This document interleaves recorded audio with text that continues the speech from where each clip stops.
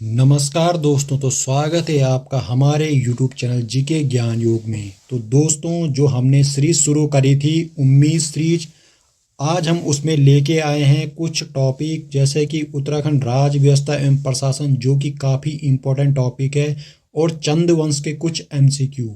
तो हमारे जो आने वाला जो एग्ज़ाम है अप्रैल में री एग्ज़ाम होने वाला है, उसके लिए काफ़ी महत्वपूर्ण होने वाला है। तो हम शुरू करते हैं आज की वीडियो। आज का पहला प्रश्न, तो जो हमारा पहला प्रश्न है वो है कि सूची ए को सूची 2 से सुमेलित कीजिए।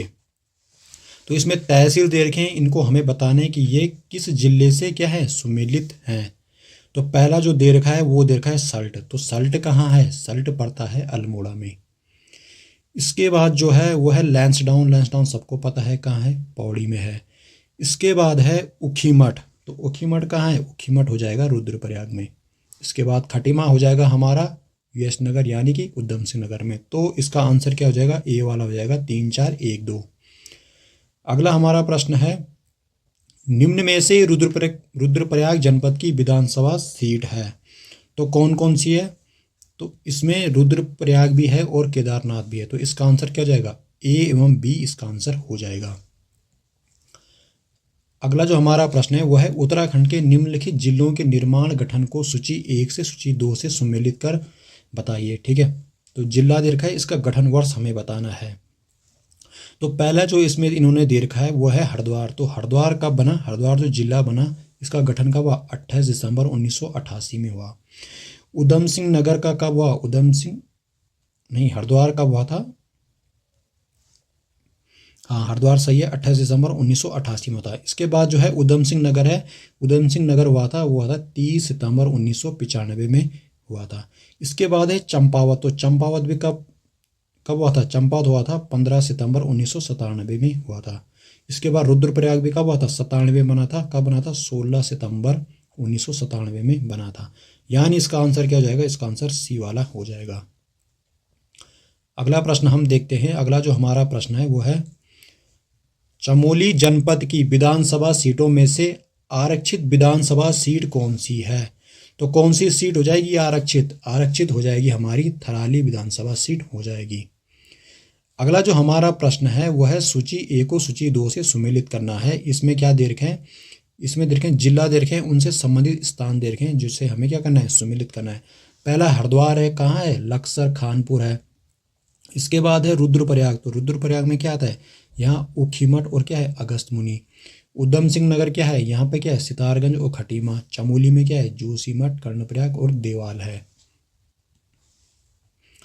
अगला जो हमारा प्रश्न है वह है, टिहरी का कौन सा विधानसभा क्षेत्र अनुसूचित जाति के लिए आरक्षित है? तो कौन सा हो जाएगा? ये हो जाएगा घनसाली हो जाएगा। यानी इसका आंसर क्या है? डी इसका आंसर हो जाएगा। अगला जो हमारा प्रश्न है काफ़ी अच्छा प्रश्न है। ये दे रखा है, 5वीं विधानसभा के संदर्भ में निम्न कथनों पर विचार कीजिए। तो पहला है कि उत्तराखंड में 5वीं विधानसभा में कुल मतदान कितने हुए थे? 65.37% हुआ था। बिल्कुल क्या जाएगा? सही। सर्वाधिक मतदान वाला जनपद हरिद्वार है एवं सबसे कम मतदान कहाँ होता? अल्मोड़ा में। बिल्कुल क्या हो जाएगा? सही हो जाएगा। इसके बाद क्या है कि पहली बार 5वीं विधानसभा में 8 महिला प्रत्याशियों को क्या विजय प्राप्त हुई? ये भी क्या हो जाएगा? बिल्कुल सही हो जाएगा। चौथा जो हमारे पास ऑप्शन है, इसमें क्या है कि 5वीं विधानसभा में प्रोटेम स्पीकर के रूप में वंशीधर भगत को चुना गया था। ये भी हो जाएगा? बिल्कुल सही। तो इसमें देखा कि कूट के माध्यम से गलत, तो इनमें से क्या है? कोई भी गलत नहीं। यानी इसका आंसर क्या हो जाएगा? डी वाला इसका आंसर हो जाएगा, इनमें से कोई नहीं। अगला प्रश्न काफ़ी अच्छा है। अगला जो हमारा प्रश्न है वो है, उत्तराखंड राज्य के नीचे दिए गए राज्यपालों की नियुक्ति का क्रम निर्धारित कीजिए। तो इनका हमें क्या बताना है? क्रम बताना है। इससे पहले हम जानेंगे कि इससे पहले कौन कौन से क्या रहे राज्यपाल का, हम पहले शुरू से क्रम जानेंगे। तो इसकी कुछ ट्रिक भी बताऊंगा। तो जैसे कि राज्यपाल में क्या रहे? सुरजीत सिंह बरनाला रहे। ठीक है, तो जो सुरजीत सिंह बरनाला थे ये क्या थे? सबसे पहले। इसके बाद क्या था? सुदर्शन अग्रवाल आते हैं। उसके बाद क्या था? बनवारी लाल जोशी। उसके बाद आते हैं मार्गेट अलवा। ठीक है, तो इन 4 के पहले क्या ट्रिक इस तरीके से देखेंगे। पहला तो सबको याद रहता है कि सुरजीत सिंह बरनाला। ठीक है, उसके बाद है सुदर्शन। ठीक है, सुदर्शन वाला क्या होता है? सुदर्शन क्या होता है? भगवान होता है सुदर्शन वाला। तो सुदर्शन भगवान क्या होता है? लाल। ठीक है, तो लाल है भगवान है तो क्या है? ग्रेट है। ऐसे करके याद रख सकते हो। तो इसके बाद जो 2 हैं इनमें क्या, दोनों क्या डॉक्टर हैं। पहला वाला क्या? अजीज कुरैशी है। उसके बाद क्या है, डॉक्टर कृष्णकांत पॉल है। ठीक है, ऐसे करके याद रख सकते हो। इसके बाद क्या है, बेबी रानी मौर्य आई थी। उसके बाद कौन बने थे, अभी लेफ्टिनेंट गुरमीत सिंह। तो ऐसे करके आप याद रख सकते हो, जिस तरीके से ट्रिक बना सकते हो बना सकते हो। तो हम इनका क्रम देखते हैं। अभी हमने ये देख लिया। तो इसमें क्या हो जाएगा, सबसे पहले हो जाएगा, कौन हो जाएगा, बनवारी लाल जोशी हो जाएगा। इसके बाद क्या हो जाएगा, इसके बाद हो जाएगा हमारा अजीज कुरैशी। ठीक है, पहला ये हो जाएगा, उसके बाद ये हो जाएगा, इसके बाद हो जाएगा कृष्णकांत पॉल, और सबसे लास्ट में क्या है, बेबी रानी मौर्य। यानी इसका आंसर क्या हो जाएगा, इसका आंसर ए वाला हो जाएगा। अगला जो प्रश्न है वो है असंगत युग्म का चयन करें। तो इसमें पहला दे रखा है कि उत्तराखंड विधानसभा में कुल निर्वाचित सदस्य क्या है, 70। बिल्कुल सही है। विधानसभा में अनुसूचित जनजाति के लिए 2 आरक्षित सीटों की संख्या कितनी है, 2 है। बिल्कुल सही है। इसके बाद है कि सर्वाधिक विधानसभा सीटों वाला जनपद क्या है, हरिद्वार। बिल्कुल सही है। इसके बाद है कि विधानसभा में एससी के लिए आरक्षित सीटों की संख्या कितनी है, 15। ये क्या हो जाएगा, गलत हो जाएगा। इसका आंसर क्या हो जाएगा, डी वाला इसका आंसर हो जाएगा। अगला प्रश्न हम देखते हैं। अगला जो हमारा प्रश्न है वो है उत्तराखंड में विधानसभा क्षेत्र की संख्या को बढ़ते क्रम में जिलों की पहचान कीजिए, हम कूट के माध्यम से क्या सही विकल्प का चयन करें। तो इसमें क्या हो जाएगा, पहला क्या हो जाएगा, इसमें हो जाएगा चमोली, उसके बाद क्या हो जाएगा, अल्मोड़ा, इसके बाद क्या हो जाएगा, देहरादून, फिर क्या हो जाएगा, हरिद्वार हो जाएगा। यानी इसका आंसर क्या हो जाएगा, डी वाला इसका आंसर हो जाएगा। 4 1 2 3। अगला जो प्रश्न है वो है उत्तराखंड में विधानसभा क्षेत्र की संख्या को घटते क्रम में जिलों की पहचान करें, कूट के माध्यम से सही विकल्प का चयन करें। इसमें क्या बताना है, घटते क्रम में बताना है। तो पहले क्या हो जाएगा, इसमें घटते क्रम में इसमें जाएगा उधम सिंह नगर, फिर जाएगा नैनीताल, फिर क्या हो जाएगा पिथौरागढ़, उसके बाद उत्तरकाशी। यानी इसका आंसर क्या हो जाएगा, 2 1 4 3 इसका आंसर हो जाएगा। आप स्क्रीनशॉट ले सकते हो। अगला जो हमारा प्रश्न है वो है निम्नलिखित कथनों पर विचार कीजिए। तो पहला दे रखा है, इसमें क्या करना है, हमें सही कथन का चूज करना है। तो पहला दे रखा है कि उत्तराखंड राज्य के प्रथम राज्यपाल सुरजीत सिंह बरनाला पंजाब के मुख्यमंत्री भी रह चुके हैं। बिल्कुल सही है। दूसरे कि राज्य के प्रथम निर्वाचित मुख्यमंत्री नित्यानंद स्वामी थे। ये क्या हो जाएगा, यही गलत हो जाएगा एक। उसके बाद है कि राज्य की प्रथम महिला राज्यपाल कौन थी, मार्गरेट अल्वा। ये बिल्कुल सही हो जाएगा। राज्य में सबसे कम समय तक राज्यपाल BL जोशी रहे। ये भी हो जाएगा, सही हो जाएगा। अब मैं इसलिए नहीं बताता हूँ यहाँ पे पूरा एक्सप्लेन करके, क्योंकि आगे क्या इनसे ही प्रश्न बने हैं। ठीक है, आगे जो प्रश्न जो गलत हैं उनसे आगे क्या प्रश्न बन रखे हैं। तो इसका आंसर क्या हो जाएगा, 1 3 4 हो जाएगा। इसका हो जाएगा 1 3 4। अगला जो हमारा प्रश्न है वो है 2-2 विधानसभा सीट वाले जनपद कौन से हैं। तो 2-2 विधानसभा वाले कौन से जाएंगे, इसमें चंपावत भी जाएगा, बागेश्वर भी जाएगा, रुद्रप्रयाग भी जाएगा। यानी उपयुक्त सभी इसका आंसर हो जाएगा। अगला जो हमारा प्रश्न है वो है उत्तराखंड में कितने मंडल हैं। तो कितने मंडल हैं, ये सबको ही पता है। कितने मंडल हो जाएंगे, 2 मंडल हो जाएंगे।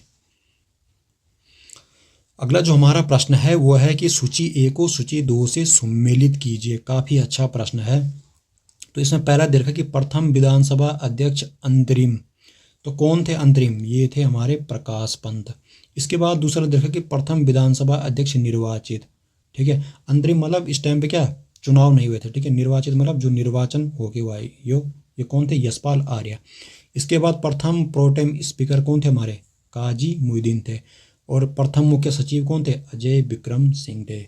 यानी इसका आंसर क्या हो जाएगा, 1 2 3 4 इसका आंसर हो जाएगा। अगला जो हमारा प्रश्न है वो है सूची 1 को सूची 2 से सम्मिलित करना है। तो इसमें जो पहला दे रखा है वो है प्रथम महिला विधानसभा अध्यक्ष। तो कौन हो जाएगी प्रथम महिला, ये हो जाएगी ऋतु खंडूड़ी हो जाएगी। इसके बाद है प्रथम विधानसभा उपाध्यक्ष। तो उपाध्यक्ष कौन है, उपाध्यक्ष हो जाएंगे विजय बर्थवाल हो जाएंगे। प्रथम महिला विधानसभा विपक्ष नेता, तो कौन हो जाएंगे, श्रीमती इंदिरा हृदय। इसके बाद है कि प्रथम महिला राज्यसभा सदस्य कौन थी, मनोरमा शर्मा। तो यानी इसका आंसर क्या हो जाएगा, बी वाला इसका आंसर हो जाएगा। अगला जो हमारा प्रश्न है वो है निम्न में से राज्य की प्रथम महिला मुख्य सूचना आयुक्त बनी। तो कौन बनी थी, इनमें से जो बनी थी वो थी राधा रतूड़ी बनी थी।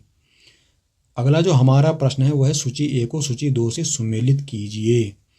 तो इसमें जो पहला दे रखा है कि उत्तरांचल राज्य का गठन, तो कब हुआ था उत्तरांचल राज्य? ये हुआ था 9 नवंबर 2000 को। दूसरा कि उत्तराखंड में पहला परिसीमन कब हुआ था? पहला परिसीमन ये हुआ था 5 नवंबर 2001 को। क्या हुआ था? पहला परिसीमन हुआ था। इसके बाद दे रखा है कि अंतरिम विधानसभा प्रथम सत्र, तो ये कब हुआ था? ये हुआ था हमारा 9 जनवरी 2001 को। इसके बाद है कि राज्य में प्रथम विधानसभा चुनाव कब थे? 14 फरवरी 2002 को हुए थे। यानी इसका आंसर क्या हो जाएगा? सी वाला इसका आंसर हो जाएगा। अगला जो हमारा प्रश्न है वह है कि निम्न में से राज्य की लोकसभा सीटें कौन सी है? तो कौन सी लोकसभा सीटें? तो पौड़ी और टिहरी बिल्कुल हो जाएगा, हरिद्वार और नैनीताल हो जाएगा, अल्मोड़ा हो जाएगी, यानी कि हो जाएगा उपयुक्त सभी इसका आंसर हो जाएगा। अगला प्रश्न हम देखते हैं। अगला जो हमारा प्रश्न है वो है सूची 1 को सूची 2 से सम्मिलित करना है। विधानसभा दे रखे और उनके क्या दे रखे? मतदान प्रतिशत दे रखा है। तो पहला दे रखा है प्रथम विधानसभा, इसमें कितना हुआ था? 54% हुआ था। उसके बाद है द्वितीय विधानसभा में क्या हुआ था? जो द्वितीय विधानसभा है उसमें हुआ था 63। तृतीय विधानसभा में हुआ था 67 और पांचवी विधानसभा में कितना हुआ था? ये हुआ था अभी 65 दशमलव कितना 37। तो अगला प्रश्न है हमारा, राज्य में लोकसभा की कितनी सीटें हैं? तो कितनी सीटें लोकसभा की? लोकसभा की हो जाएगी 5 सीटें हैं।